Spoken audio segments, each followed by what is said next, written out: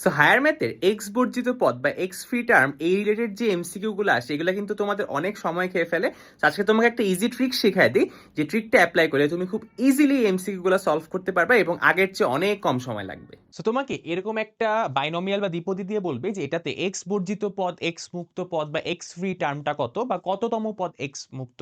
ঠিক আছে, তাহলে এই কোশ্চেনটা কিভাবে সলভ করবা তুমি, সেটা নর্মালি কেমনে সলভ করতে তুমি, যেখান থেকে একটা কমন আর এইটা দেখাই তোমাকে, তুমি নর্মালি এটাকে এরকম একটা ফরম্যাটে নিতা, নেওয়ার পরে কি করতে এখান থেকে আর এর মানটা বের করতে, যে আর এর মান কত হলে এক্স এর পাওয়ারটা 0 আসে, তাই না?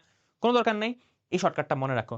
শর্টকাটটা কি ভাইয়া, আর এর ভ্যালুটা হচ্ছে n into P divided by P minus Q. এখানে ভ্যালুগুলো অনেক ইজি, খেয়াল করো। এনটা হচ্ছে দ্বিপদীর তোমার টোটাল পাওয়ারটা বাইনোমিয়ালের, এবং এখানে পি আর কিউ হচ্ছে প্রথম যে পদটা আছে, মনে রাখবা প্রথম যে পদটা আছে ওটার পাওয়ার হচ্ছে পি, পরেরটার পাওয়ার হচ্ছে কিউ। কিছু কিছু অঙ্কে প্রথম আর দ্বিতীয়টা একটু টুইক করবা, মিলে যাবে, ঠিক আছে?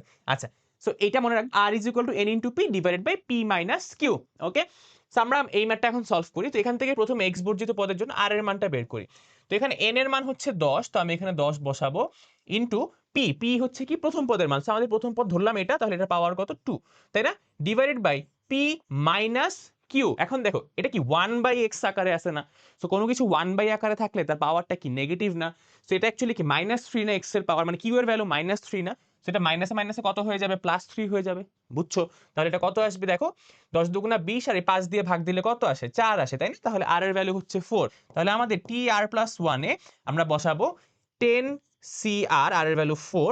তারপর কি প্রথম যেই পদটা থাকে, প্রথম যেই পদটা থাকে তার পাওয়ার আমরা কি বসাবো, তার পাওয়ার আমরা বসাবো দেখো কত, 10 মাইনাস 4, এবং দ্বিতীয় যে পদটা থাকে সেটা হচ্ছে 1/2x³ ওটার পাওয়ার বসাবো এই যে নিচের এটা।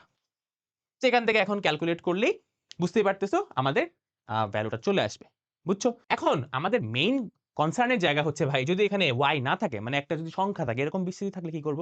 সেম সূত্র অ্যাপ্লাই করবা। এখানে n এর মান 7, এটা নিয়ে কোনো কনফিউশন নাই। বাট এখানে যেই টার্মে চলকটা আছে, যেখানে x আছে ওইটাকে p ধরবা। ওইটাকে p ধরবা। তাহলে p এর ভ্যালু কত 2। তাহলে ভাই q কি আছে? আছে, বাট ওটা পাওয়ার 0। রাইট? এখানে ধরো x আছে, বাট x এর পাওয়ার 0। সো আমি কি করব? p minus q। এগুলা কাটাকাটি করলে কত থাকে? 7 থাকে না? তার মানে এখন আমরা কত বসাবো?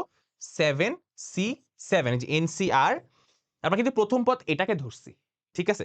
সো প্রথম পদ কিন্তু -x²/3 টু দি 7 - 7, আর এটা হবে 2 টু দি পাওয়ার 7। তার মানে এটা আনসার হবে 2 টু দি পাওয়ার 7।